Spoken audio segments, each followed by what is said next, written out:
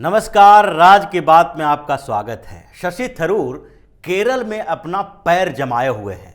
राहुल और सोनिया की टीम पूरी कोशिश कर रही है कि शशि थरूर को केरल से बाहर निकाला जाए, उनके दौरे को रद्द किया जाए और केरल में सोनिया और राहुल के कैंप के जो नेता हैं वही कांग्रेस के ऊपर वर्चस्व में रहें। लेकिन शशि थरूर कांग्रेस आला कमान की बात नहीं सुन रहे हैं और वो एक के बाद एक दौरे, कॉन्फ्रेंस, मीटिंग करते जा रहे हैं, जिससे कांग्रेस की परेशानी बढ़ने वाली है। क्योंकि शशि थरूर ने ठान लिया है कि सोनिया और राहुल गांधी ने जिस तरीके से कांग्रेस के अध्यक्ष पद के चुनाव के समय उनके साथ धोखेबाजी की है, अब उसका बदला लेना है। हालांकि अभी तत्काल वो कोई बड़ा फैसला नहीं लेंगे, क्योंकि इस बीच वो पूरे केरल का दौरा कर रहे हैं, अलग अलग समुदायों से मीटिंग कर रहे हैं, अलग अलग संगठनों के साथ बैठकें कर रहे हैं और एक नब्ज टटोल रहे हैं कि उनके लिए विकल्प क्या हो सकता है। क्योंकि उनके सामने अब एक विकल्प तो बिल्कुल खत्म हो गया है कि वो कांग्रेस में ज्यादा दिन तक सस्टेन कर पाएंगे। कांग्रेस में सोनिया गांधी के खिलाफ जाकर अब वो ज्यादा समय तक रह नहीं सकते और न ही उन्हें कोई बड़ा पद मिलेगा। इसीलिए वो केरल में अपनी राजनीति को धार दे रहे हैं और इस बीच उन्होंने कुछ ऐसे काम किए हैं जिससे पूरे सोनिया के कैंप में खलबली मची हुई है और ये लोग चाह कर भी कुछ नहीं कर पा रहे हैं। पिछले दिनों उन्होंने ऑर्थोडॉक्स चर्च के प्रमुख थॉमस मैथ्यू के साथ मुलाकात की। उस मुलाकात से कांग्रेस चिढ़ गई, क्योंकि ये जो मुलाकात थी वो कांग्रेस के नेता की मुलाकात ऑर्थोडॉक्स चर्च के प्रमुख से नहीं थी। यह मुलाकात थी शशि थरूर का उनके साथ। थॉमस मैथ्यू से मुलाकात के समय के बाद उन्होंने कहा कि केरल उनकी कर्मभूमि है और वो यहीं टिके रहेंगे। यहाँ के लोग चाहते हैं, चर्च वाले चाहते हैं, यहाँ के दूसरे सोसाइटी के मेंबर और संगठन वाले चाहते हैं कि वो केरल में काम करें। इसलिए अब वो अपनी कर्म भूमि को छोड़कर बाहर नहीं जाएंगे, यहीं पर रहेंगे। अगला लोकसभा चुनाव तो वो ऐसे भी केरल से ही लड़ते थे, लेकिन विधानसभा चुनाव जो होने वाला है आगे, उसमें भी वो केरल से चुनाव लड़ेंगे। यानी कि इससे पहले जो कुछ संगठनों के साथ बैठक के दौरान प्रोफेसर थॉमस, जो एक बड़े सोशल साइंटिस्ट माने जाते हैं, समाज सुधारक भी रहे हैं और क्रिश्चियनिटी में उनकी बड़ी पकड़ है, प्रोफेसर थॉमस ने साफ तौर पर कह दिया कि शशि थरूर अब केरल के नेक्स्ट सीएम बनने वाले हैं। उसी तरीके से अब ऑर्थोडॉक्स चर्च के साथ जो उनकी बैठक हुई उनमें उनका पूरा समर्थन मिला। और दूसरे स्तर पर इससे कुछ समय पहले उन्हें एक और वर्ग का समर्थन मिला था और वो है नायर का।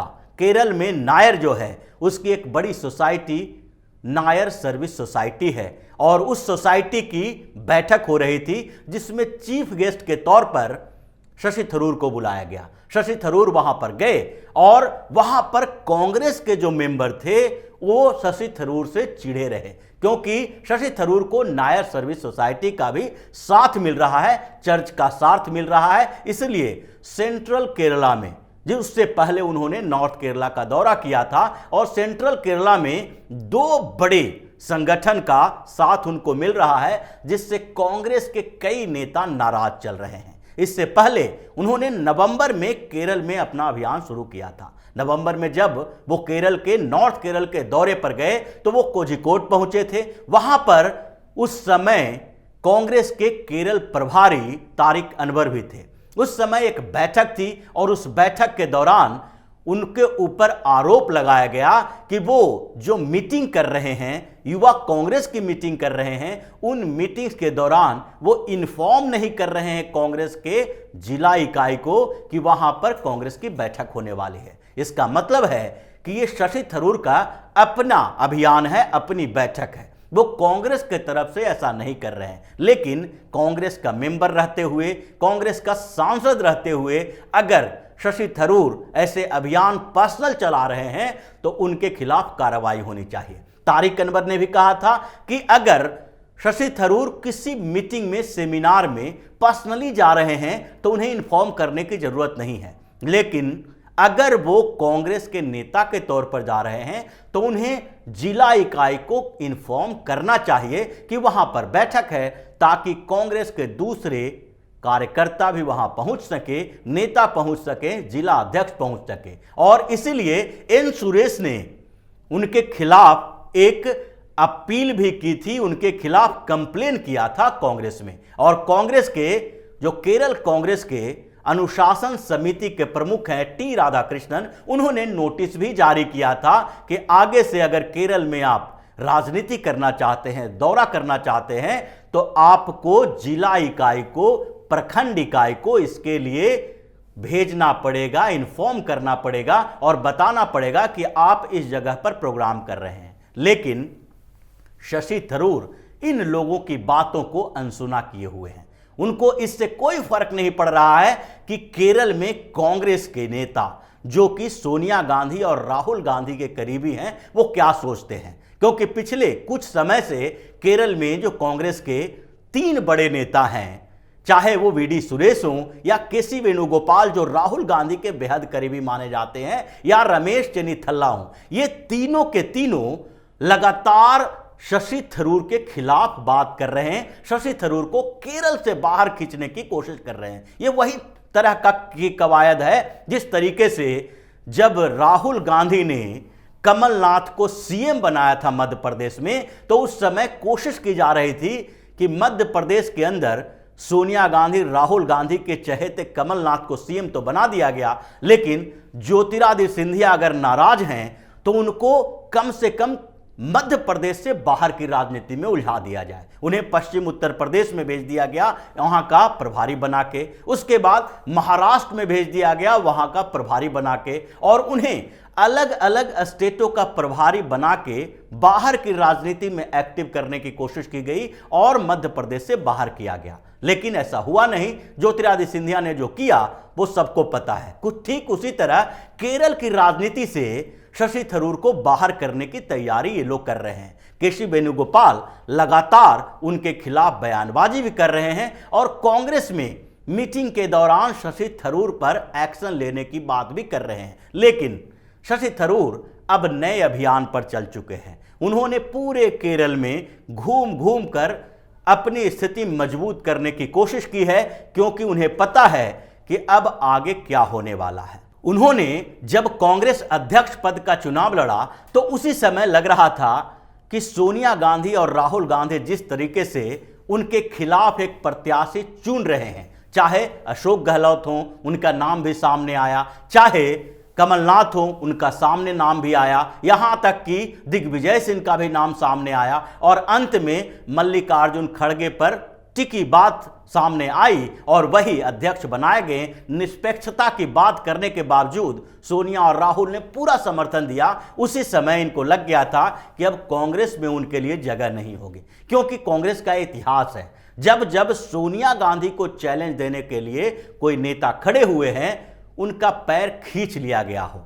चाहे सीताराम केसरी को जब सोनिया गांधी का समर्थन मिला हुआ था, उस समय राजेश पायलट और शरद पवार चुनावी मैदान में थे। दोनों के दोनों पीछे हट गए, क्योंकि सीताराम केसरी अध्यक्ष बने सोनिया गांधी के समर्थन के बाद, और उसके बाद शरद पवार को अपनी अलग पार्टी बनानी पड़ी। राजेश पायलट राजनीति में, यानी कांग्रेस की राजनीति में पिछड़ गए, जिसका खामियाजा अब तक सचिन पायलट को भी भुगतना पड़ रहा है। और पूरे दम लगाने के बावजूद वो राजस्थान में सीएम के उम्मीदवार नहीं बन पा रहे हैं। डिप्टी सीएम तक तो उनको भेजा जा रहा है, सीएम के उम्मीदवार के तौर पर भी उनका नाम आगे नहीं बढ़ाया जा रहा है। कुछ इसी तरह की स्थिति सोनिया गांधी के खिलाफ चुनाव लड़ने वाले जितेंद्र प्रसाद की भी हुई थी। सोनिया गांधी ने उनको कांग्रेस के राजनीति से ऐसे दूर भगाया कि उनका नाम भी अब कांग्रेस में कोई नहीं ले पाता है। और कुछ इसी तरह की स्थिति करने की कोशिश शशि थरूर की भी है। और शशि थरूर इतने परिपक्व राजनेता हैं कि वो समझते हैं इस बात को कि अब कांग्रेस में उनके लिए जगह नहीं है, इसलिए उनके सामने कुछ विकल्प है। पहले तो वो केरल में अपनी स्थिति मजबूत करना चाहते हैं, उसके बाद उनके सामने 2-3 विकल्प हैं। और वो विकल्प है एक की कम्युनिस्ट पार्टी के गठबंधन के साथ चले जाएं, यानी कि जो केरल में एलडीएफ और यूडीएफ का नेतृत्व कांग्रेस करती है, एलडीएफ का नेतृत्व कम्युनिस्ट पार्टी करती है, तो वो कम्युनिस्ट पार्टी के गठबंधन के साथ चले जाएं। लेकिन कम्युनिस्ट पार्टी का जो गठबंधन है उसके साथ जाना या कम्युनिस्ट पार्टी में जाना शशि थरूर के लिए काफी मुश्किल है। वो कैडर बेस्ड है और शशि थरूर के लिए वहां कोई ज्यादा बड़ी अपॉर्चुनिटी दिखाई नहीं पड़ रही है। वहां सीएम के रेस में भी कई नेता हैं और उसके बाद जो दूसरी तीसरी पंक्ति के नेता हैं कम्युनिस्ट पार्टी के, वो भी शशि थरूर को स्वीकार नहीं करेंगे। दूसरा विकल्प वहां कांग्रेस को तोड़कर अपनी पार्टी बनाने का है, जिसके लिए वो तैयारी कर रहे हैं कि अगर कांग्रेस के कुछ नेता उनका साथ देते हैं तो वो पार्टी को तोड़ देंगे। लेकिन उनके सामने एक और बड़ा विकल्प है और वो है भारतीय जनता पार्टी का। भारतीय जनता पार्टी पिछले 20 सालों से केरल में संघर्ष कर रही है, लेकिन भाजपा की स्थिति मजबूत नहीं है। संघ का भी वहां पर काम बेहतर रहा है, लेकिन फिर भी केरल में भारतीय जनता पार्टी घिसट घिसट कर आगे बढ़ रही है। इस बीच भारतीय जनता पार्टी के शीर्ष नेतृत्व ने वहां पर चर्चों के साथ भी बैठक की थी। चर्चों ने कई तरीके से, जो वहां के ऑर्थोडॉक्स चर्च के प्रमुख हैं, उन्होंने पीएम मोदी से जब बातचीत की थी उस समय केरल में कन्वर्जन रैकेट की बात भी उठी थी और उन लोगों ने लव जिहाद की बात भी उठाई थी कि वहां पर क्रिश्चियन लड़कियों को खतरा हो रहा है मुस्लिम लड़कों से जो उनका लव जिहाद कर रहे हैं। इस पर प्रधानमंत्री नरेंद्र मोदी ने भी आश्वासन दिया था कि केरल में वो कठोर स्टेप उठाने वाले हैं। इसी बीच जो शशि थरूर हैं वो भी ऑर्थोडॉक्स चर्च के प्रमुख से मुलाकात कर रहे हैं। दूसरे स्तर पर जो नायर सर्विस सोसाइटी की बात कर रहे हैं वो, यानी कि केरल के ब्राह्मण अगड़ी जाति का संगठन है और इन लोगों का भी शशि थरूर को समर्थन मिला हुआ है, जो भारतीय जनता पार्टी के साथ भी जुड़े हुए हैं। दूसरे स्तर पर शशि थरूर ने इस बीच जो इंडिकेशन दिए हैं, जो पिछले नवंबर में 2-3 बैठकों के दौरान जब युवा कांग्रेस की बैठक हो रही थी तो उस समय भी उनसे कुछ कांग्रेस के नेताओं ने कहा था कि आप संघ के खिलाफ कुछ बात करें, लेकिन उन्होंने साफ तौर पर इनकार कर दिया था कि यहां पर संघ का जो काम है वो आलोचना करने के लायक नहीं है, इसलिए वो इस पर कोई भी बात नहीं करेंगे। वो कांग्रेस के बेहतरी के लिए बात कर सकते हैं, संघ के खिलाफ नहीं बोल सकते। इस तरह की बातें जो है वो इंडिकेट कर रहा है कि कहीं ना कहीं कांग्रेस में उनका विकल्प के तौर पर भारतीय जनता पार्टी भी दिख रहा है। और दूसरे स्तर पर वो सोनिया गांधी से, राहुल गांधी से बदला लेने की तैयारी भी कर रहे हैं कि जिस तरीके से निरपेक्ष करके उनको कांग्रेस अध्यक्ष पद का चुनाव हराया गया, हालांकि उन्होंने 1000 से ज्यादा वोट लिए, लेकिन फिर भी जिस तरीके से उन्हें हराया गया उसका बदला लेना है। वो ऐसे ही सामान्य तरीके से कांग्रेस में दरकिनार किए जाएंगे, इसके लिए वो तैयार नहीं हैं और पहले अपना संगठन बना लें और उसके बाद वो तैयारी इस बात की भी कर रहे हैं कि वो भारतीय जनता पार्टी के साथ आ सकते हैं। भाजपा को भी एक बड़े लीडर की जरूरत है, जिनका चेहरा हो, जिनके चेहरे पर केरल का चुनाव लड़ा जा सकता है और कांग्रेस और एलडीएफ दोनों को ही चुनौती दी जा सकती है। इसके लिए शशि थरूर कम से कम केरल की राजनीति में जाने माने चेहरे हैं, वहां के लोग उन्हें बड़े आदर्श के तौर पर देखते हैं और उनकी भूमिका अगर भारतीय जनता पार्टी के साथ होती है तो भाजपा के लिए भी बड़ी उपलब्धि केरल में हो सकती है। इस तरीके से जो संभावनाएं बन रही है उसमें यह लग रहा है। और शशि थरूर ने जो इंडिकेट किया है लोकसभा चुनाव और विधानसभा चुनाव दोनों लड़ने का, तो लोकसभा चुनाव में वो अपना चुनाव क्षेत्र भी चेंज करने वाले हैं। हो सकता है कि वो अगर भारतीय जनता पार्टी के साथ जुड़ते हैं तो भाजपा के टिकट पर उन्हें उसी वायनाड से लड़ाया जाएगा जहां से राहुल गांधी लड़ते हैं, क्योंकि राहुल गांधी पहले ही अमेठी से हार चुके हैं, अमेठी से भगाए जा चुके हैं और अब वायनाड में वो चाह रहे हैं कि फिर से चुनाव 2 जगहों से लड़ा जाए। और इस बीच भारतीय जनता पार्टी दोनों जगह से उन्हें घेरने की तैयारी में लगी है और शशि थरूर एक प्रबल और मजबूत कैंडिडेट हो सकते हैं जो राहुल गांधी को दो तरह से झटका पहुंचा सकते हैं। एक तरह से तो वो वहां के लोगों के बीच स्थानीय मुद्दा उठाएंगे कि वो जो राहुल गांधी बाहर से यहां आकर चुनाव लड़ रहे हैं उनके खिलाफ आपका ही धरती पुत्र, आपका बेटा चुनाव लड़ रहा है, आप हमें सपोर्ट कीजिए। और दूसरे तरफ उनके साथ एक पॉजिटिव पॉइंट है गांधी परिवार के पोल खोलने की, जो अध्यक्ष पद के चुनाव को लेकर केरल के एक कैंडिडेट के साथ धोखा हुआ है। यह भी एक बड़ा मुद्दा